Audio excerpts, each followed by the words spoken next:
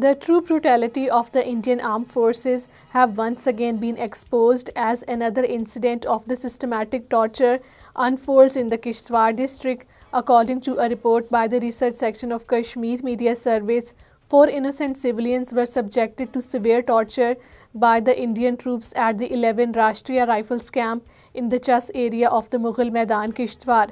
Medical examinations have confirmed the horrific nature of the abuse, while the victims released in critical condition.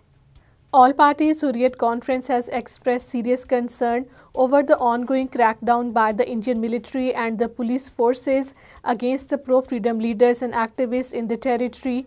APHC spokesman Advocate Abdul Rashid Minhas, in a statement issued in Srinagar, condemned the continued targeting of the Hurriyat leaders and the activists.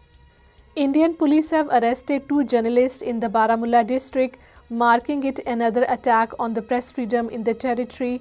The police arrested the journalists Munibul Haq and Suhail Khan and registered a case against them in the Sopore police station. Munibul Haq hails from Sopore, while Suhail Khan is from Delina, Baramulla.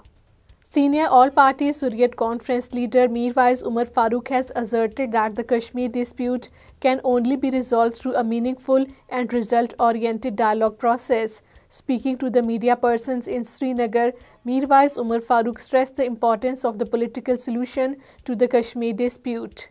At a conference in London, APHC AJK leader Shamim Shaul highlighted the severe repression faced by the journalists in occupied Kashmir for reporting on the territory's harsh realities. The conference, titled "Crucial Role of the Journalist in the Conflict," was organized by the Wisdom Trust.